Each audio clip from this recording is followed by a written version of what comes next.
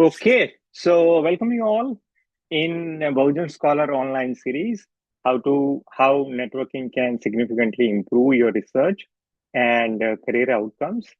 My name is Bharat Rathod. I am the Assistant Director of Inclusion and Engagement at University of Massachusetts Amherst, and I am the founder of Bahujan Scholar. Bahujan Scholar is a network of graduate students, faculty, and professionals from outside India, and the goal of the network is to support scholars from Bahujan communities, group and one-on-one mentoring, building networks, promote anti-caste research and activism, and organizing online events on academic and professional development topics like this one.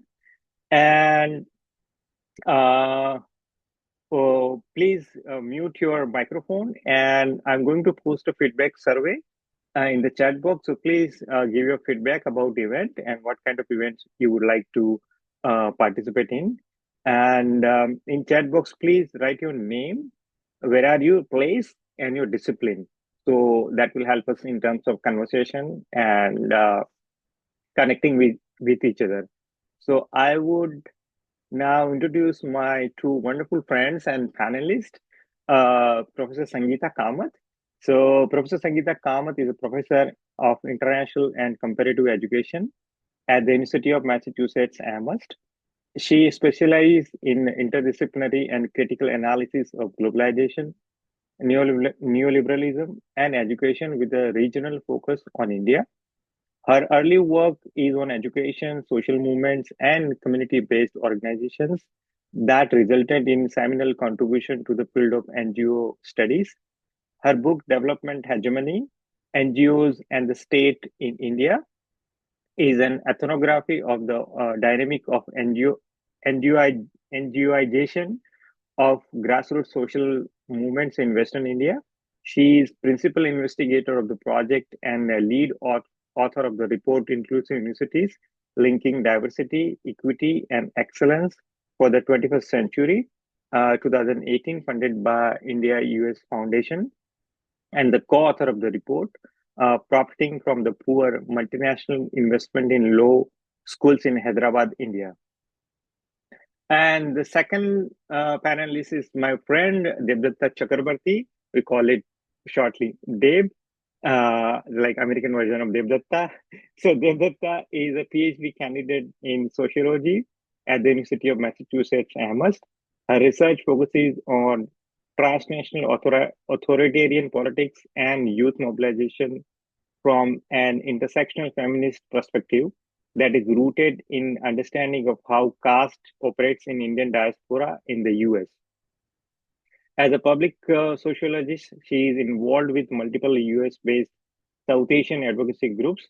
She is research advocacy fellow of the South Asian American Coalition to Renew Democracy, a public-facing project to map Hindu supremacist groups in the US and co-organize the Ambedkar King Solidarity event series in Chicago to highlight historic connections between oppressed communities in India and US that emphasizes solidarity building between anti-racist, anti-fascist, and anti-caste movements. At UMass Amherst in 2019, she co-founded the Progressives of South Asian Coalitions that brings together activists, academics, mutual aid groups, and community members of this area. So without further ado, I would request Devdatta or Sangeeta, whoever wants to go first. And now floor is yours. So please go ahead. Thank you.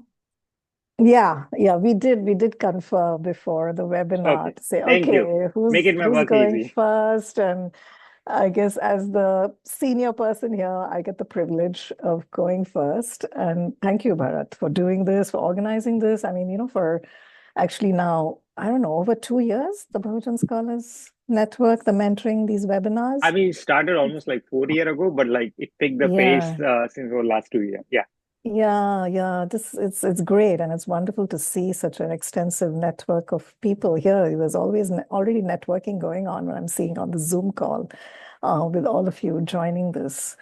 So welcome everyone, and it's really my pleasure to be here and to be just really engaging in I'll speak for about 10 minutes, and I think Devdatta also is going to share some of her thoughts and experiences for another 10 minutes, but we really then want to open it up to sort of your questions, your specific experiences, how we can sort of, what kinds of suggestions or strategies we would be able to offer, and really try to make this something that's going to be, very constructive and concrete in terms of being helpful to you in the stage of your career that you're in at this time.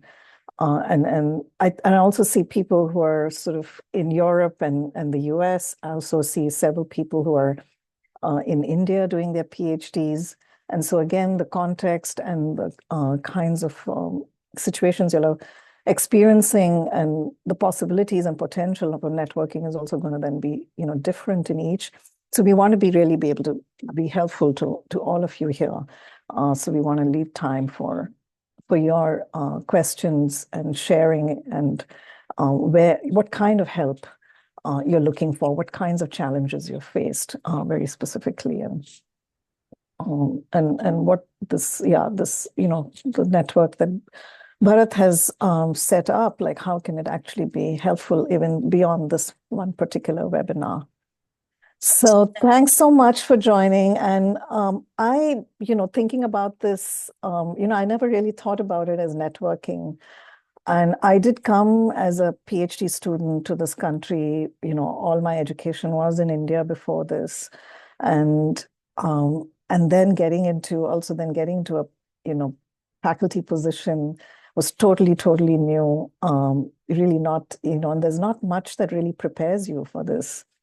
And it's been a learning, and I'm really happy that there's this opportunity for me to share some of this learning and process sort of my experiences and I hear Sorry, someone. just a minute, Sangeeta. Please, all participants, mute your microphone, please.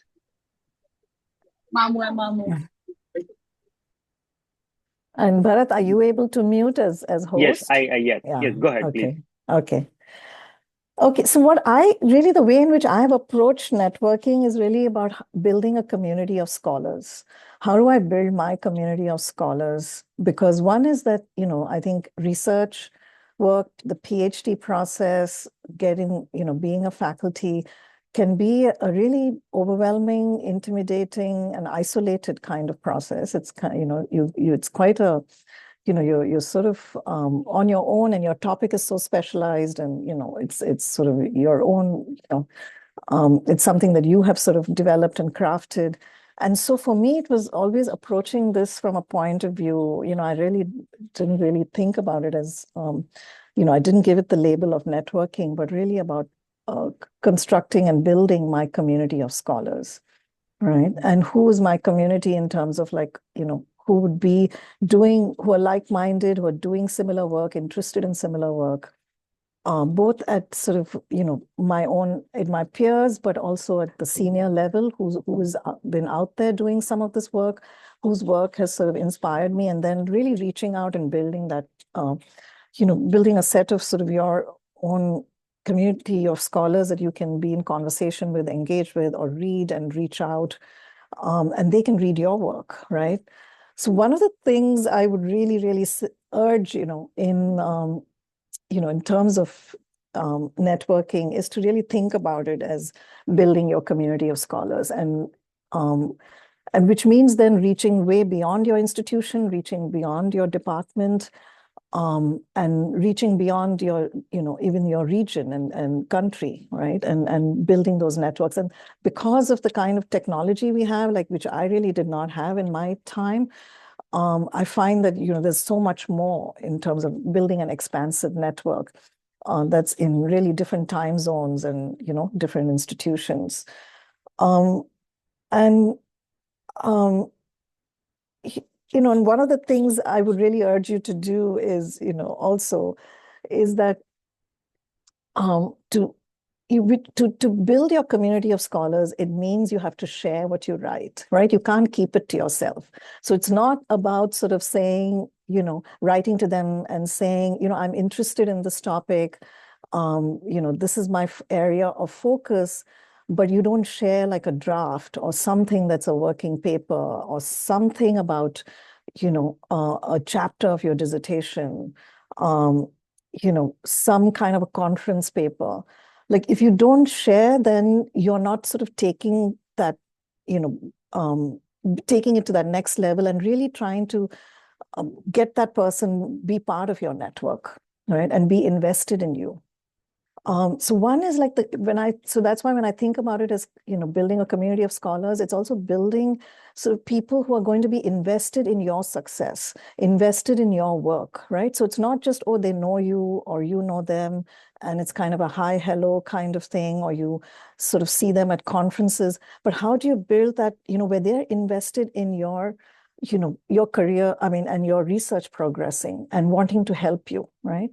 And so, I, for instance, given my field is education, similar to Bharat, that, I was able to kind of build that kind of community of scholars from people who are in anthropology, people who are in, sociology, people who are in women and gender studies, right? And then when I started doing the new work on caste in terms of inclusive universities, and first generation students, really building the network with people in the US higher education context, right? And who work on diversity and inclusion.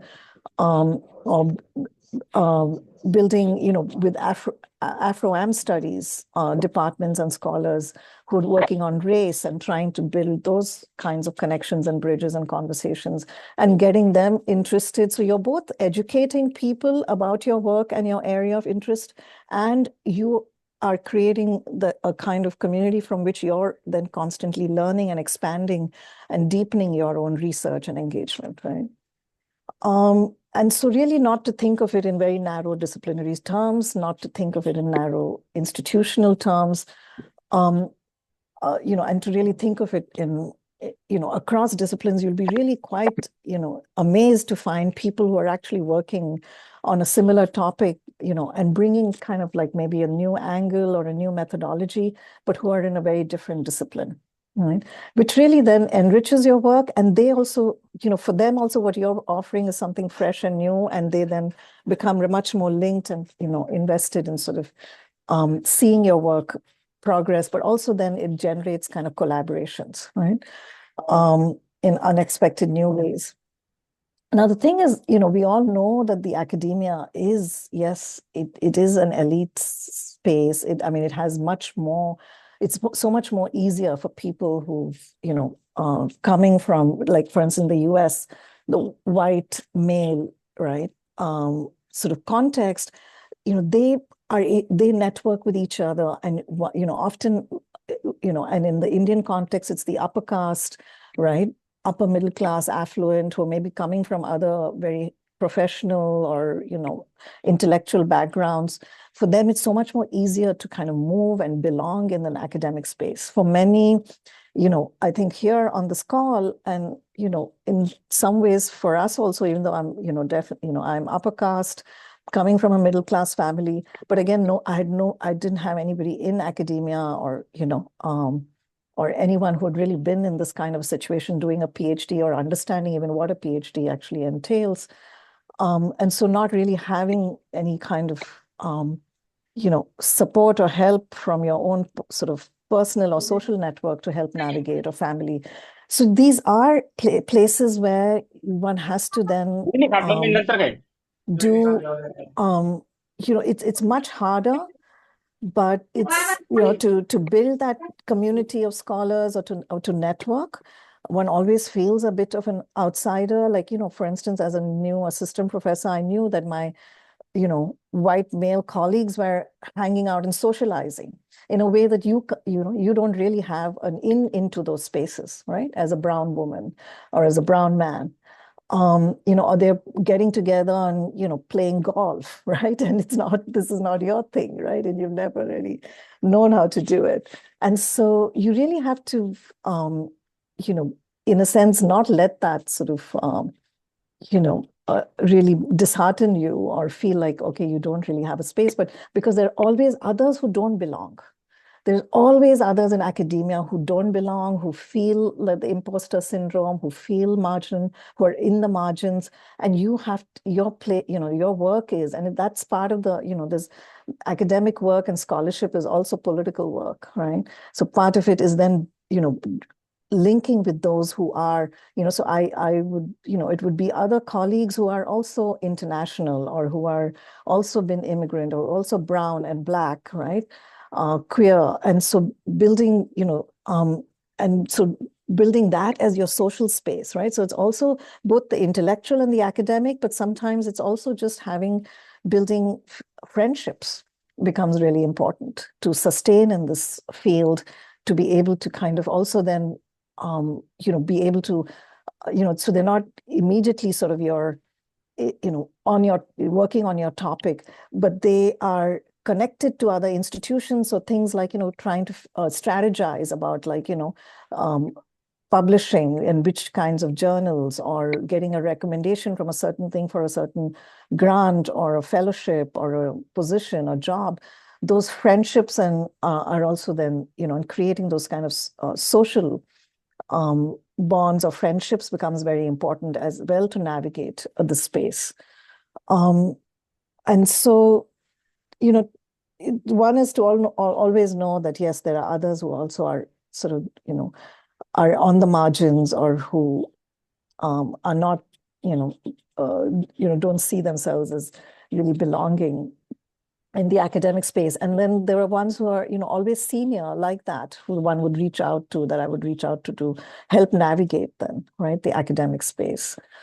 I'm trying to think what, and right now I feel like there's so much resources to be able to get your work out and for connect with people who are working on similar topics through academia, through ResearchGate, being able to put even working papers and invite comments. These are kinds of things, again, that, I feel I did not have in my time, but I really see these and I see young scholars making use of these spaces and, putting out sort of and saying, okay, I'm working on this and please invite, and people are responding from different parts of the world, right? So really using sort of academia, ResearchGate as well, to put your work out, put even work that you're contemplating and not that, that you've actually started and saying, is there someone who'd like to collaborate? And people, I see people doing that even in Facebook kinds of groups, etc. The other note I had here was, of course, conferences are a huge space for networking and being able to do that effectively, using a conference in a way that's really productive to expand and build your network over and having something that's going to sustain over a long period of time. Because you can get the conference program online these days. It's very searchable online. You can look in terms of your topic or someone who's working in the region of your interest, coming from the region, like suppose you're working in Germany, looking at who else is working in Germany or in Europe, and being able to then, set up, a coffee day, saying, I looked up your abstract and I looked, and I'd really like to meet with you. So you don't have to go to their panel, you may not be able to, but making sure you set up in advance kind of coffee date or a lunch date and reach out. And to do that with senior scholars as well, you'd be surprised to know that, senior scholars are so, they get excited and they do appreciate when young scholars actually approach them, and say, your work is, I'm citing your work, or I found your work really, really useful, and, I'd like to meet with you. And, it's, and they will make time because senior scholars are also looking for those new and exciting kinds of new work, getting to know new work and, and building new, connections with younger scholars. So don't hesitate, saying, oh, they're senior and, they're published and, why would they kind of speak to me? Do reach out, but do it well in advance. Don't get to the conference and then say, okay, or try to think you're going to run into them, or or go to the panel and then try to go shake hands with them, right? That's going to be very sort of passing, and it's not going to stick. It's better to sort of email them in advance. The other thing I wanted to say, and this came up in a conversation that Deb and I were just having, was when you send out emails to somebody to connect with them, frame it always in a way that they have to reply, that that you're asking for something. It can't just be a hello, hi, right? There has to be an ask, which means they have to reply, and then your reply has to lead to another where they have to reply to something, right? So you need to really think creatively about those emails, where a reply almost becomes sort of incumbent on the person you're reaching out to, right? And and I've just really actually, I'm actually quite bad at doing these on doing things on emails and responding, etc. But I'm sort of really been I'm really blown away sometimes by how very senior, very accomplished scholars, who will actually reply right away. Like, someone like Jafrelot, I mean, it's just like you think, oh, they've got a million things to do and they're getting a million emails, but they will actually reply, to your email. So, do reach out. And I see people who are working on so many different fields. I mean, it's so remarkable to see philosophy in a place like Andhra Pradesh. By the way, I put a clap next to Monica's note in the chat that she's working on philosophy in IIT Tirupati, because I know in Andhra Pradesh, the social sciences and humanities have been killed.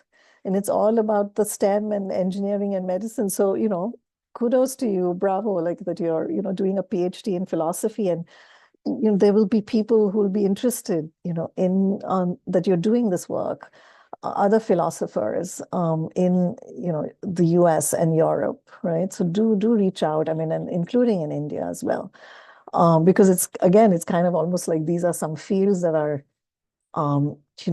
at risk of really disappearing, right? And of being erased. I see, yeah, Vidya Sagar, doing, really remarkable around politics of belonging. And you're going to find so many people in the US and Europe context who have looked at this question from the point of view in Europe, from the point of view of, immigrants or African, Americans, or in the university, and really reaching out to them and sharing this work and building those new conversations and collaborations, right? With people who are looking at issues of inclusion and equity, etc., and and pedagogy, etc., and and you've framed it like in terms of reimagining resistance, who have done this work in a very different context in terms of the European and US context, but who'd be very excited by your work, right? So you find too few people doing this kind of work, in India itself, or in the Indian context. But I think the real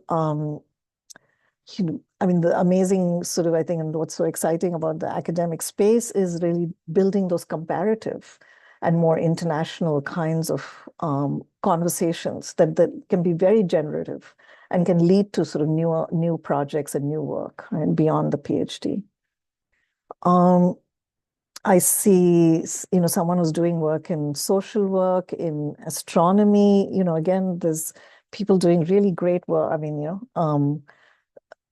people who have done PhD in astronomy, who are teaching, for instance, and doing great work in India, and also very much present in the international sort of scene and part of attending international conferences, etc. So connecting with them, reaching out is so very critical. History of education. I see someone working on big data, and someone in sociology. So all of these are really like topics of work that are going to have so much crossover, and people doing this in different institutions and very different national country contexts, who would want to know the work that you're doing, right? So to really reach out and share, and the work that you're citing, to reach out to those people whose work you're citing, to say, and that can be also really, really something that I think that leads to um, much more so, where people then get invested in your work, right? Because you are using their work. So I really encourage you to do that. I see that the time is already 11:30, and I know I'd said we talk for a shorter time, but I'm so very, thrilled to see this, such a diverse and wonderful, wonderful group of people here on this call. And I'm going to turn it over to Devdatta. Yes, thank you. Dev, please go ahead. Thank you so much, Sangeeta, for sharing. And we'll certainly raise some of the topics what you mentioned about, and we will have a conversation and question answer and so on. Dev, please. Thank you so much, Sangeeta and Bharat. And again, hello, everyone. So yeah, Sangeeta did a fabulous job of kind of broadly talking about, the idea of networking. I think I'm going to present sort of a graduate student perspective, a PhD student perspective to that. And, very much, like Sangeeta said, I would love to start by talking about how, the idea of networking made me uncomfortable, as a new graduate student in the US. I think I am not an introverted person. I'm very extroverted, but when it came to sort of the label of networking, I would often feel tongue-tied. I would be like, okay, much like Sangeeta was saying, why would sort of somebody who's well published, somebody who's well known in the field, talk to a puny graduate student like me? Like, what do I bring to the conversation? And very much. What do I bring to the conversation? Okay, so that feeling of being an outsider to not just the U.S. Academy, but much like Sangeeta, I am upper caste, but also I come from a working class family, so it's kind of academia was always a very far reach that way. So it was there was a lot of intimidation when it came to kind of reaching out to people and thinking that okay, people might respond. And I do remember, having this conversation with my advisor right in my first year of graduate school, saying that I don't know how to do this. I was really, really concerned about it, so much so that I went to my advisor and asked her, what do I do? And then, I think she was just trying to assuage my concerns when she said that, oh, this is, all you need to do is impress your committee with your work when you're in grad school, and networking will happen organically, as you kind of move through your work. And I think that's what has happened with me. So I think what I would kind of do is not think about it as networking, but I would eventually reach out to people, tap into my inherent sort of curiosity, and just when I knew how is my work shaping up, what is it that I wanted to do, I would reach out to people whose work I was citing, whose work I was interested about, in, and share my work and try to pick their brains. And often what I've seen is that, again, instead of running after big names, it's people whose work that I'm genuinely curious and interested about. And more often than not, as Sangeeta said, people would respond, even though it feels weird to send cold emails. But even senior scholars are kind of looking to connect with more junior scholars, even though as junior scholars you wouldn't feel like that. You wouldn't feel that you're bringing much to the conversation. But I think I've been very lucky in terms of how people have responded. And I would share a specific example, from a conference where this was a symposium that was actually organized at UMass. That I just happened to find out that was happening literally the day before the conference, and I attended. So I wasn't even presenting at that conference, but it was so I, as Bharat mentioned, I work on authoritarian politics broadly, specifically Hindutva. And this was a conference that was on sort of fascism and authoritarianism generally. Nobody was talking about Hindutva specifically, but then at a panel, I really loved the way a couple of professors had talked about how communities of color, so specifically non-white communities, are engaged in sort of authoritarian politics. And I went up to the professors and I said I was really impressed by your work. And then I kind of talked about my work a little bit, and then we continued the conversation, and then they invited me to contribute a chapter to a volume that they were editing. And so that just happened because I was just interested in their work, and I walked up and I spoke to them. And then from that, we've I've participated in two other sort of conference sessions that they have organized. And we are kind of in conversation about working on sort of a special issue of a journal right now. So it just happened because I was interested in their work and I went up and spoke to them. So it's become sort of a long relationship at this point. And I think when people like if you're associated with an academic institution, you would always have people who are coming to your institution to give talks. So that has also sometimes worked for me, where if especially if it's a talk that I am really curious about, I would follow up with the person later on. I think it happens in other institutions as well, but at UMass, where I am, when people come to give talks, there are also like graduate student sessions that are often sort of it is sort of a part of the program where the speakers meets with graduate students specifically. So try and attend those and kind of talk about your work there.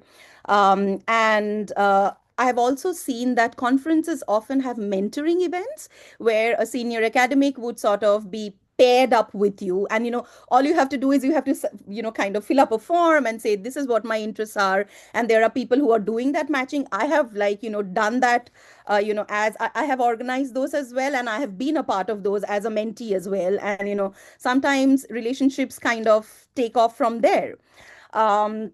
And then, of course, as a graduate student, your advisor and your committee members are also a huge resource who can then connect you with other people. Sangeeta is on my committee, so she has also played that role for me. She has connected me with people, and again, not all kinds of connections would be like long lasting connections, but some are. Like one particular professor that she connected me with, we've been in many conversations together. I had help, he had reached out to me when he was looking for research participants for a study, and I had some networks that I could help him with. And then he had invited me to co-organize a session at a conference with him on Hindutva, which I had done. And very interestingly, that was a conference at an Asian American Studies, that was an Asian American Studies conference. And I didn't even think my work was relevant to that. And then it was there that I realized, oh, okay, that is an area that I can speak to. And then he kind of explained that, how my work is relevant in that context. And now I've gone back to that conference twice. So, and I've also applied to jobs in Asian American Studies field. So, it kind of opened up that entire area for me. And this happened because Sangeeta connected me with him. And I think another thing that has been very helpful for me is so I again because I'm interested in this work, I have been involved with a lot of social justice based work on campus, and also for the discipline, for the university, for the department, and also for the progressive South Asian groups that at UMass that all of us are involved with. And I think, this is kind of tagged as service work in the US. So that's when you kind of talk about it, that's how it's talked about. But I got involved with it because, it was important for me politically and also as a person. It fed my soul, and, I felt like it maintained my sanity. But what I've realized is along the way, I have created such beautiful friendships. Like that's how I know Bharat. It was through that work. So I think beyond like you don't always have to think that you are doing it for networking, because you will probably often not do it for networking, but you will do it for other reasons.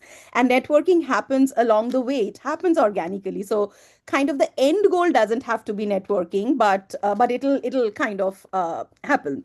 And I think one other thing that I would say in relation to what Sangeeta mentioned is kind of when you reach out to people, framing it as, again, a question, like, this is what my research is, I would, and I have, either you've read their work, or you have kind of, you're interested in their work, you found out about their work, and, asking to meet with them. But one thing that I think I have not been great at is, following up on that conversation.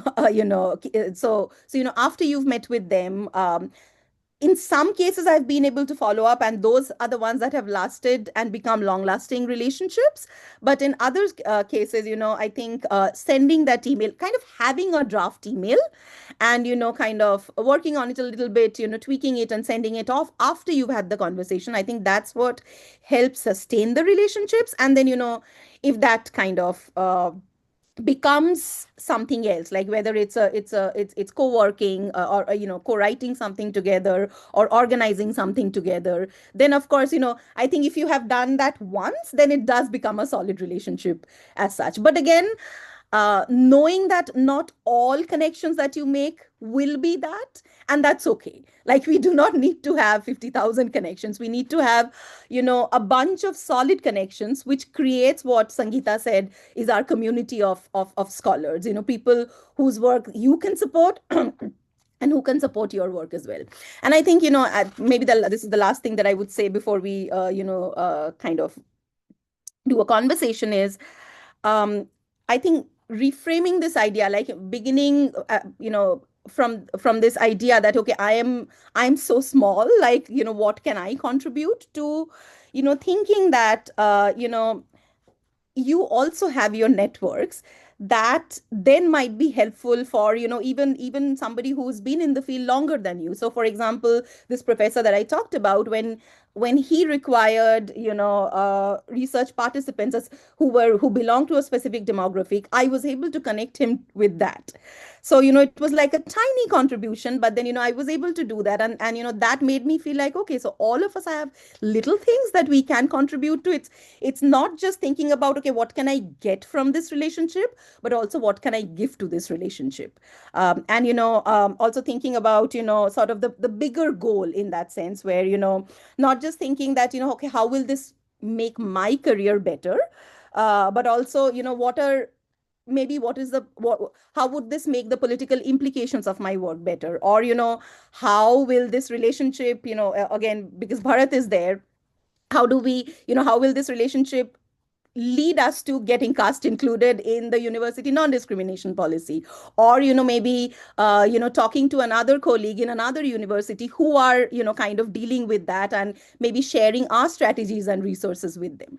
So, kind of thinking about that bigger goal has been helpful for me as well. So I think I'm going to stop here. And yeah. Thank you so much, Devdatta. And now we will open up the session for question answers. So two things. You can print your question in the chat box so we can read one by one. And also you can raise your hand.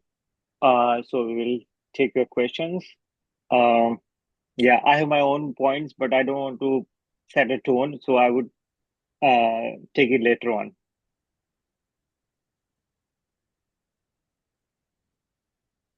Okay, so there is a question from Tushar. When you have built a large network in your field, how do you stay connected with people? Because staying connected with many can often be overwhelming. Good question. Anyone like to take this question? Sure, I can, respond just from, I totally relate to that, that it is overwhelming. It's like too many people to stay in touch with. So I think, the way I kind of have done it is really looking at, those who are, I'm actually, who are my research collaborators. Some, and so that's a different level of sort of connection, right? Or people working on, the same topic, etc., or that you're thinking about sort of co-authoring with. And the other is more kind of the professional kind of connections, which are about, which also then, they become professional and friendships kind of thing. And their work is not exactly in your topic, or you're not, you may not actually write with them or, publish in the same journals, but they really see them as your friends and allies and people who are like a support network, right? And also people to have a good time with, as that I was saying. And staying in touch with them then is of a very different nature and maybe different kind of pace, and it might, go through certain ups and downs. And then it's about, in this professional social networks, it also becomes where you become sort of more, stay closely in touch, because you start taking certain kinds of roles or become more involved in your professional association, right? Or helping out with something at a conference, putting together a panel together, or, so you start doing that kind of work. And those deepen the connections and the network. And so really also thinking about that, where you're not just submitting a paper. I would really, really urge you, at your PhD stage level, to really reach out to people, both junior and your senior and your peers, to actually organize, like, say, okay, I'm going to do a double panel on this, submit a double panel, which means then you suddenly like are in touch with and getting to know, and others are getting to know, a whole bunch of people, and those kinds of relationships both become friendships and long-term kind of scholar collaborators, right? Or people to share your work with. So I would, think about like, just, don't take leadership or initiative in reaching out and trying to organize panels with other people. It's networking. Okay. I should just leave it at that for now. And Deb, if you would like to add, please do. Yeah, I can quickly say that, again, from the perspective of a student, I think, there would be a point when I would think that I would have to probably maintain connections on an equal level with everyone. And that does become extremely overwhelming. So, like Sangeeta mentioned, kind of not all kinds of connections would be at of the same intensity. So, we like, in my case, I do have a smaller network of scholars that I'm much more frequently connected with, and with whom I work much more closely. But there's a broader network of people that that I have connected with, but I haven't worked with them together, and it's kind of, and that's also kind of okay, where because it is not possible to be connected in an equal way, and or I would say in an equal intensity with everyone. That's then that's the only thing you would be doing throughout the day. And what I would add to that is that often just connecting and just networking will of course not do the job. It's when we are probably thinking of it that way, then it feels inauthentic and sort of not the right thing to do. Rather, walking the talk. Like, for example, if you have connected with somebody and you are putting in the work, whether it's sort of service work for your profession or your discipline, kind of actually putting in the work is what solidifies those connections and those networks, and it also makes people see you in a particular way, that somebody who is putting in the labor of doing the work. So I think that helps to sustain the connections as such. Yep. Okay, there is another question point. Networking is good, but sometimes we have to look both sides of the coin. Then how we should deal with negative people when they know your task. So, anyone? I would say just do not indulge, do not give the time of day to someone, who's going to put you down in any way, who's going to be toxic to you, for whom it's going to be toxic for you to be around them. Don't, even they might be, they might, be important in your field or consider themselves, give themselves a lot of importance. But you don't have to. I would say don't. that you will find others. And that's where, one has to look outside one's institution and outside the department. Like for instance, when I came into the department here at University of Massachusetts, I had people who were very racist, who really did not want, really thought, yeah, what they need, they should have was another white, American academic, and, not, a brown woman. And, I just sort of like, in a sense, kept my, only very professional kind of level of communication and engagement with them. But I built a whole network of people who are going to be supportive and, who were feminists, doing anti-race work, just others, and who are then outside my department, right?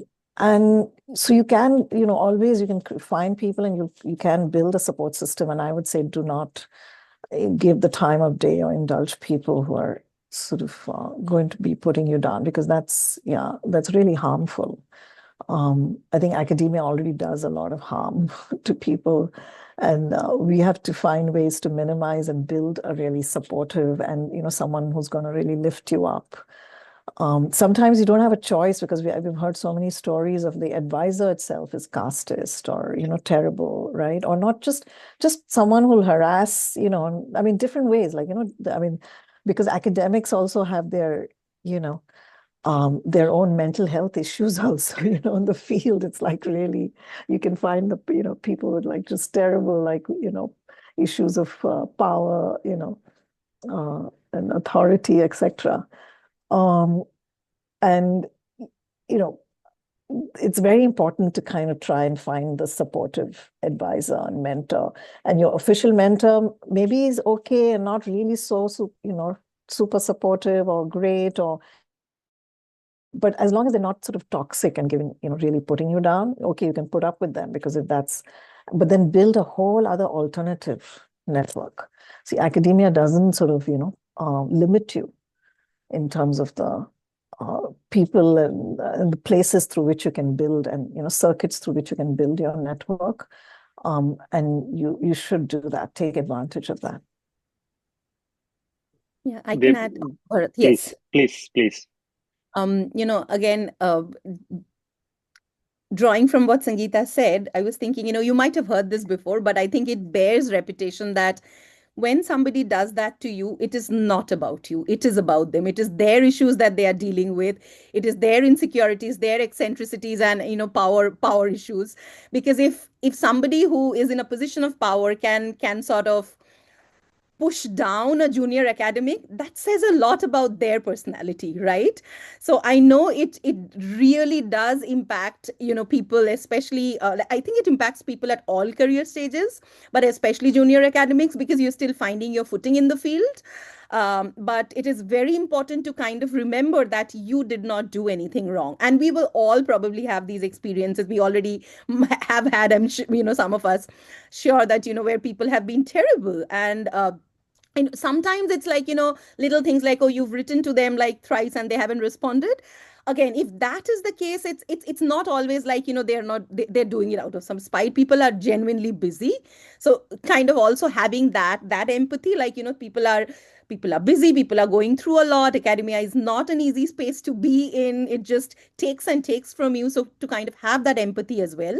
But if you see that, it's actively hostile, then it's, yes, absolutely kind of extracting yourself from that position. And, I know it will have an impact on you, but to kind of constantly say, I didn't do anything wrong. It was not on me. And what I have seen is that when I've experienced this, this has happened in a conference. There were people who witnessed that interaction, and it was not. It was specifically about my work, and I later on found out that they were a very right-wing professor who's very well known in the field.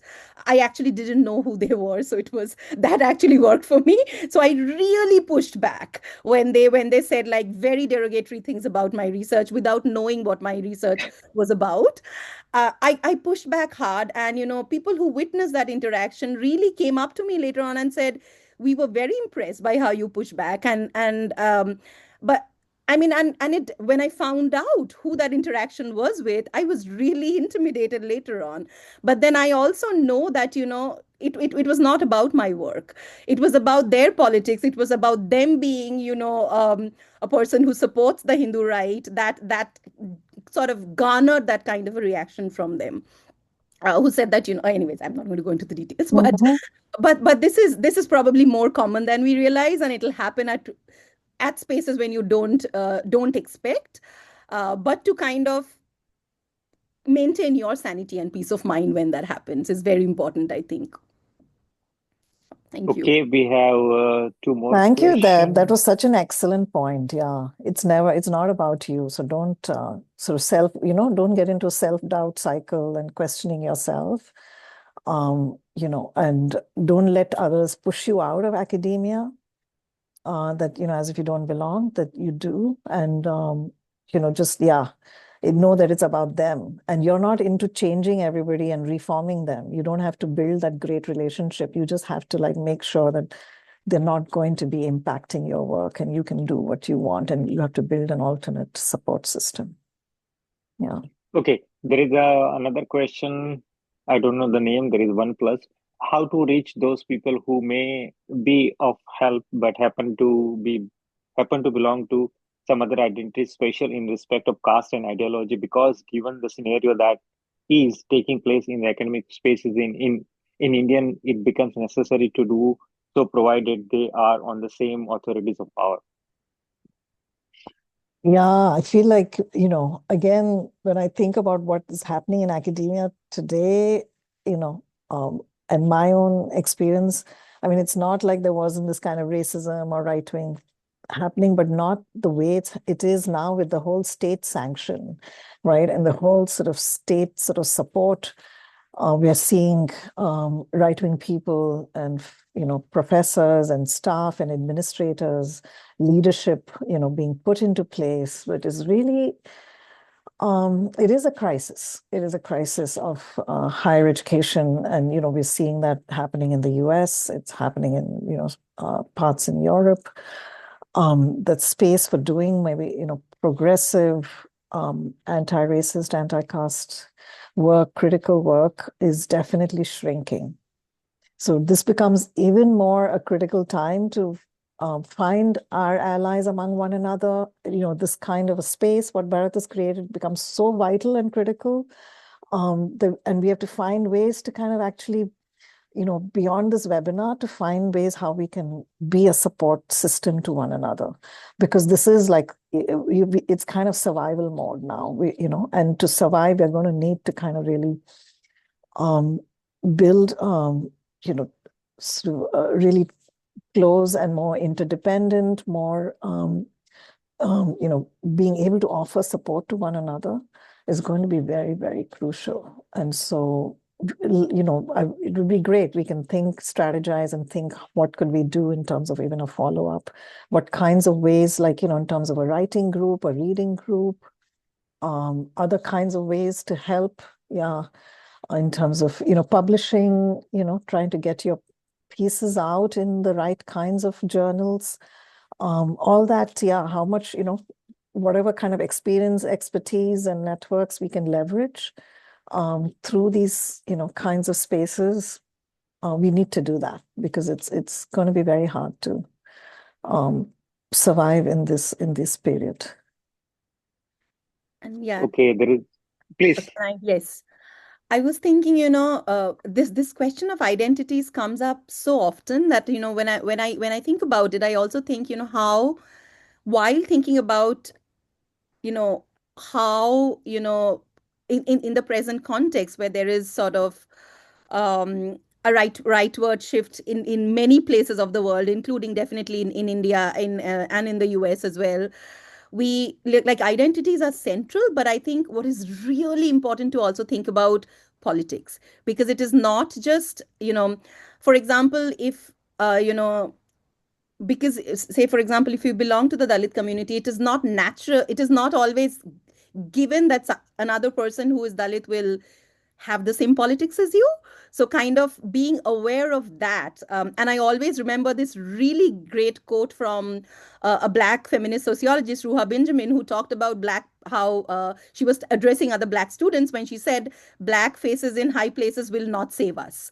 In the same way, just because, somebody belongs to the same caste background, somebody, is brown, it's not that they would be your natural allies. What we have to identify is who are the people who share your politics, and they would be the ones that you reach out to and that you build your network with.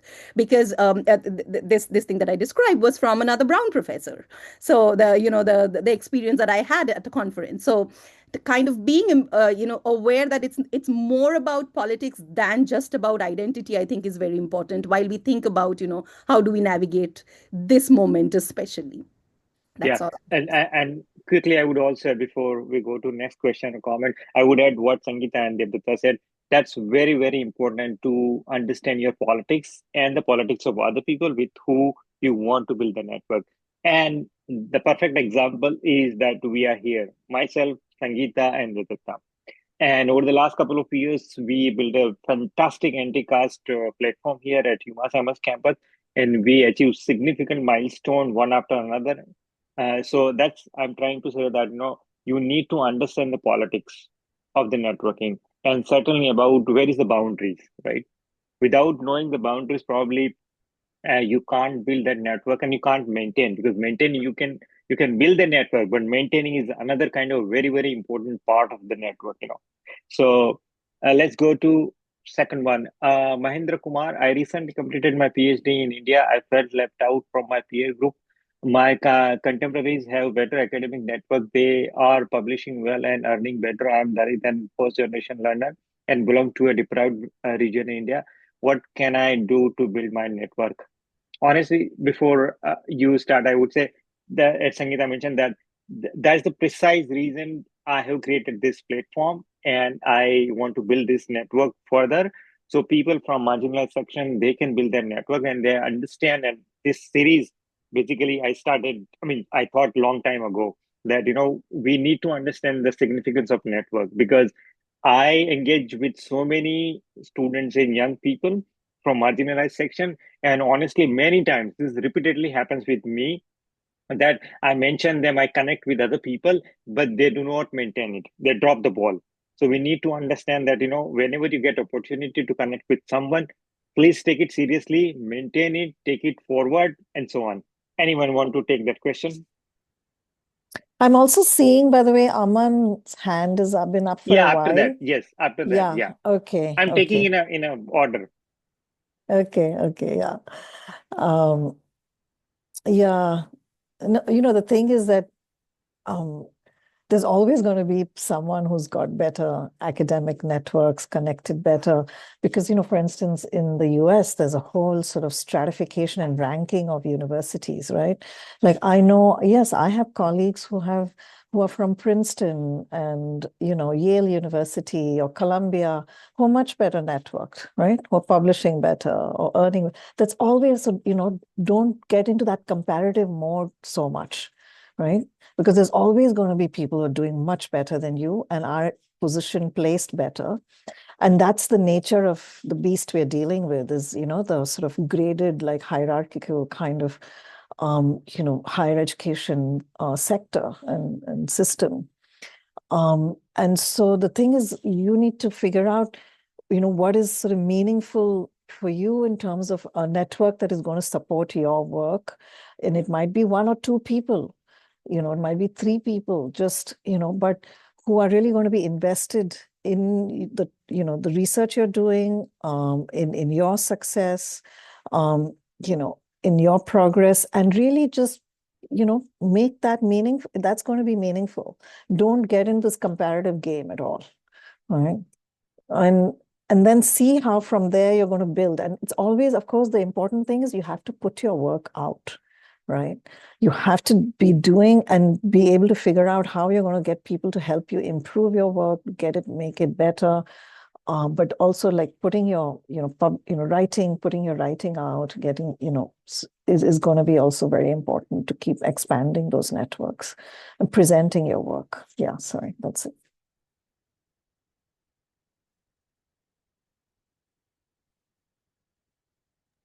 I know I'm Would looking you at the like to? time also. Yeah, Yeah. yeah. Devdata, do you want to say Aman, something? No. No, I think you covered it well. Yeah. okay. Aman, please go ahead. Uh, yeah, thank you, Bharat. Thank you, Sangeeta. My question was regarding the point that you mentioned in the starting, and you mentioned it very precisely, the importance of writing and sharing things with the peers to build a connection. And what it also requires is to have common ground or common field between the two people. So I'm slightly like digressing from the topic, but my question is here is like, how do you finalize a research interest when it comes to you? Because like, is there a framework like a SWOT analysis or something that you do? Because I have studied sociology and I did development studies from this, and I'm doing 1 year ka job now. But after that, whenever it comes to write something or research about something, I feel to choose one topic is a commitment, and it comes at an expense of not doing other topics. And that kind of commitment and that kind of relationship, if you want to build with the field, it's kind of uh, I don't feel it very easy to choose one field in that. So, like, do you have any suggestions for that? Thank you. I mean, this is one of the things I actually wanted to say, as part of when I was making my notes, is that if you see, like, and also what Bharat presented about my work, like I've shifted my topics of research have kept shifting, which means you're building like a new community of scholars, each time, and it's multiplying, and it's so, it is sort of hard to balance. Right. So I kind of started with the, critical work on the NGO sector, then, it's then higher education and inclusion and diversity, and then looking at low fee schools and corporatization. And all these are like, feels like urgent issues, right? Every issue feels like, yes, it's urgent. It's like, it's something very like we need to do some work. Or the thing is that it's entirely like, I think so much of it is serendipity, in terms of the chance encounters, the kind of, you have some kind of broad, general level interest of wanting to do, yes, work in the education sector and whatever critical that seems vital, urgent issues. But so much of it becomes then serendipity of who you, meet, or the spaces you land up in, and a research project sort of developing or evolving out of that. And then it doesn't mean that that's what you're doing for the rest of your life or career. You might do that for a 3-year period or 2 year, and then you might move on to a new topic because something else. And you see, like, there's no connection between the 3 topics that when Bharat presented my work, right? And so sometimes I do feel that that's actually a hindrance. Like, I would not advise people to do that. You see people who actually just focus on one topic for like their whole career.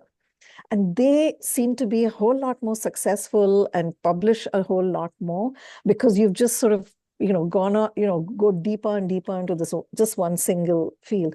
But for me, it doesn't really work. Just I kind of get attracted to multiple things, and then I do have to put time into developing, work and, read deeply in those, very different things, and then publish. So it does, but to me, that's exciting and interesting. And then I do then build multiple communities of scholars, right? And who are not really often working at all or in conversation with one another, but I'm in conversation with multiples. So all of that does become more difficult to balance, but it really depends sort of, some people seem to work very well with just specializing in one topic of, research for a very long period of time and just become experts on that or known as experts on that.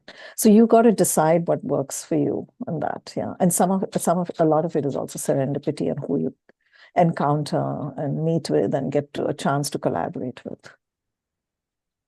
Devdatta? Yes. Yes, that is very much something that I have dealt with as well.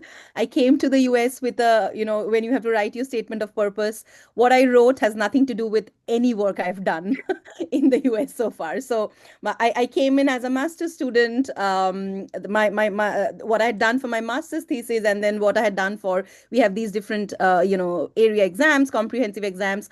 All of them are on topics that I can connect them to one another, but they are not on the same topic. And by the time it came to where I was deciding what to work on for my dissertation, I worked on something that felt urgent for me. The question of Hindutva and caste and mobilization in the diaspora felt like, I felt helpless. I was like, what else can I do about this rather than studying it as a researcher? So it became a labor of necessity for me at that point, because it was like, that's the only way I can maintain my sanity, probably, because I'm seeing this madness around me. What do I do about it? And that's not what I came to the when I wrote what I wanted to work on. That's not what I wrote about, because it was at a point when things hadn't become so bad. So I think along with what Sangeeta mentioned, that often these connections are serendipitous. It is also like the moment that you're living through that decides what feels most urgent to you at that point. And I think what I have felt is that that while it has that connotation that you are kind of moving from one broad field to the other, it also gives you a sort of a broad understanding, and you kind of make connections that you might not be able to make if you are only very deep into one topic. And I think that also in fact expands your networks, and because you get to know people from very different fields, and then because your work then also becomes often interdisciplinary. So I think for me, that has, at least I think of it as a good thing and not necessarily as something that has inhibited my work in a way. I just want to pick out one thing. I think, Devdata, thanks so much for sharing that, because I think so much of our biography influences sort of what we choose to study. We carry our history. That histories come and shape and inform the topic you finally choose to study, and then and then your history and your life and changes, and you're in a new space, and then that new topics come up, and that might be somewhat connected. So it's really also what feels really urgent. And also I remember when Devdata and I were talking, and I said, Devdata, there's so few people, not much research has been done. Research needs to be done on this topic. So one is also looking at where there's a real gap in the scholarship, right? And where these questions have not been tackled, but they're very present in your professional work, professional, life. Yeah, and I would like to add one thing actually, that certainly, as you both mentioned and emphasize, that publication and the scholarship and broader kind of theoretical and ideological base you need to prepare and you work on different topics. But to me, particularly, is very important to connecting theory and praxis. So publication is certainly one thing, but this very, very personal, my opinion, that if your theory and praxis is not connected, then probably you can't make that kind of impact the way you envision your theory or your work. So to me, it is very, very important, and to translate in some form of action plan or some sort of like praxis. Okay, there is another question from Suma. In a context where attention span are short, whether in person or over email, how can we develop a language or mode of communication that captures and sustains the interest of scholars, especially for those of us who come from historically marginalized backgrounds and may not have had prior access to platform for self preparation or branding? How do we navigate and assert our presence meaningfully?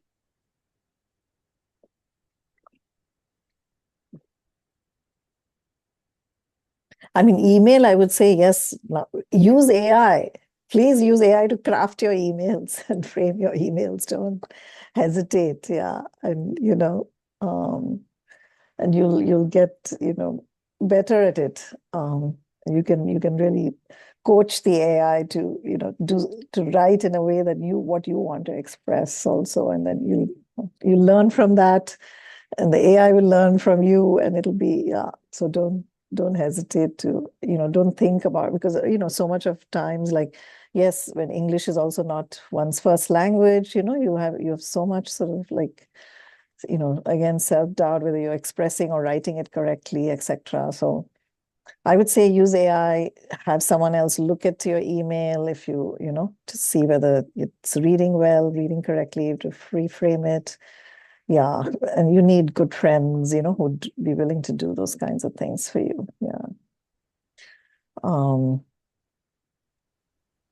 Like what you say, yeah, I think presenting oneself, whether in person. I think what has been helpful for me again is sort of receiving mentoring from friends and colleagues, and not always receiving mentoring from people who are above me. So kind of also in a way not just networking vertically but networking horizontally, if you want to put it that way. And we've done things for one another, like my friends who have been in cohorts above me, they have helped me, and I have tried to give it back to people who are coming in after me. But also at the same time, uh, uh, mm, like we started a writing group together where we share our one another's work, and whether it's sort of something that is very well developed or something that is just in an abstract form. You've written one paragraph, and we read each other's work and we tell, okay, maybe uh, write it in this particular way. And then we've also actually helped each other craft emails and send it to people. And then we've reported back to one another. So I think your peers and your sort of horizontal networks are very, very helpful, because they would also understand your situation best, because they're going through that themselves. So that's been, I would say, begin there, and then you probably have the confidence of receiving mentoring from people who are above you and kind of networking that way. I hope that was helpful.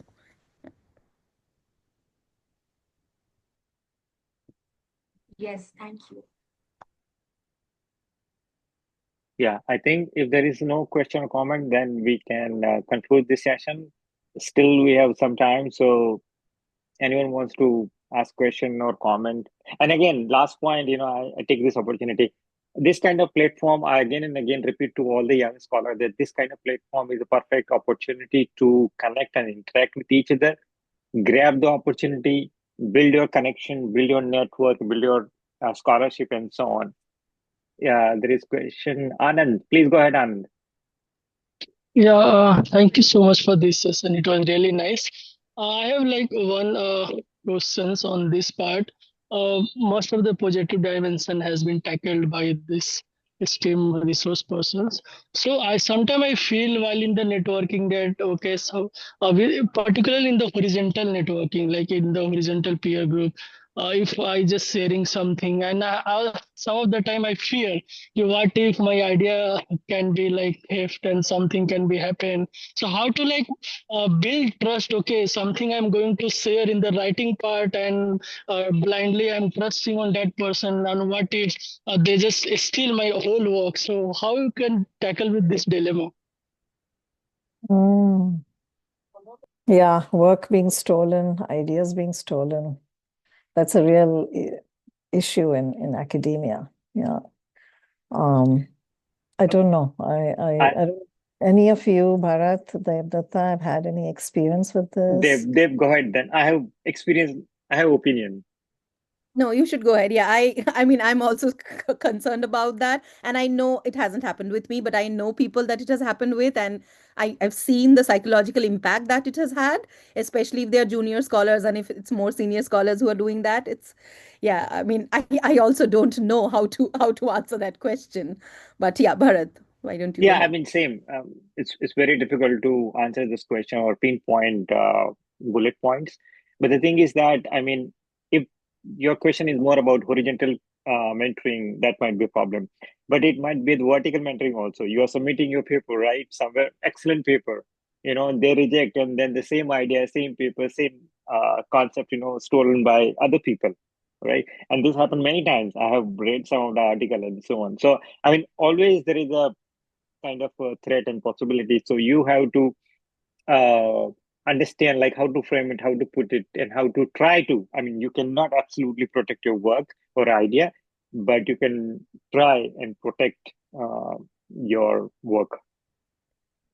I also want to say here, though, by the way, that, someone might sort of pick up on, take some of your idea, but what you're going to write and the way you're going to write it is always going to be unique and different and original. No one can sort of write it or frame it or present it in exactly the way, you are thinking about it. And you're going to bring again your own particular history, your lens, your experience, your life experience. All that is going to shape how that work is written up and presented in a way that no one really can steal from you or replicate. So know that. And part of it is also, you think, everything one writes, in a sense, one has, we owe a debt to people who, we owe, it comes from work that has been done before us. And what we do is going to inform work that's going to come after us, right? So there is, that's part of sort of how intellectual production does work. Nothing is sort of just, separate and on its own. So it's okay. It might seem similar to, oh, this sounds like, just what I was kind of presenting or talking about. But it'll be somewhat, yes. And that's part of then, the way in which that field is, evolving and a body of knowledge is developing around it. So not to get threatened by it, and know that what is it that you are bringing that's going to be unique and, original to it.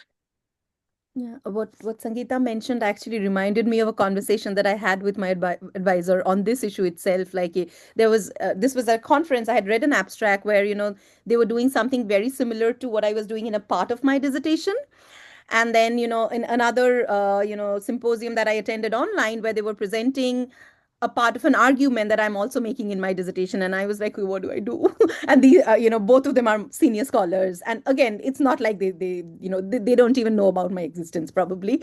But but I actually reached out to both of them. And I said, hey, I was really interested in this work. I have been in touch with one person, quite regularly since then. And she's a little ahead of me. She's an assistant professor at this time who has she just became an assistant professor. She, I think, completed a PhD a couple of years back. And we have a really good relationship now. So, when I told my advisor that I had reached out to her, she was like, oh, it's great that you did that, because then she'll probably not see you as a competitor. And I have another friend who has become a friend now, actually, where we are kind of at the job market at the same time, but we have had this conversation, like, because the job market is brutal. We hope, and we work on similar issues. We hope that this doesn't create a wedge between us. And it's I think you have to make that choice consciously, especially if it's people that you know. But in other contexts, maybe reaching out to them who are doing similar kinds of work actually expands your networks again. But yeah, if it's a clear-cut case of intellectual property theft, then it's obviously much more tricky. But often ideas develop in conversation with one another, and sometimes they're developing in isolation, and then that you bring that conversation by reaching out to them. So yeah. Okay, I mean, we have now last couple of minutes to conclude. So there is one question, one hand raised, Anand Rajia. Anand just asked the question, right? Yeah, Anand already Yeah. did. Yeah, No? Okay. yes. Thank you so much. Sorry. Okay. I'm not to put you on the spot, but we have Jyotsna here, who is a senior academic. Jyotsna, if there's anything you wanted to share, if not, that's totally fine. But I was like, you're here. Why don't we hear from you? Well, hi everyone, and thanks very much, Bharat, for doing these sessions. I always enjoy them. Really not much to add to what Sangeeta and Dev already said, except that thinking back to when I was a graduate student, just any professors, when I was still doing my coursework, going back to that, and professors who were on my committee, anyone who's teaching or work I admired, I'd make a point of going into their office and asking them what books and what scholars were sort of touchstones for them. And then going out and getting that book, reading that material.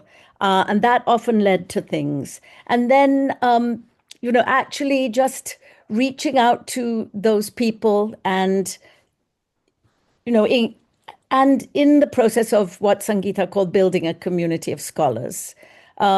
Sometimes, those big conferences are overwhelming, and it's like a zoo, and you just meet your friends and it's just too much to take in. You're just presenting your own work or you're interviewing for a job and you come away with nothing. So sometimes those smaller conferences where there are not a lot of parallel sessions and where their people's work is much closer to your own allows you to start building or join a group that's much more focused and who will support each other and work towards understanding a field or a more closely defined field more easily. And it might be within your region, so that you can go on building your collective and individual understanding together.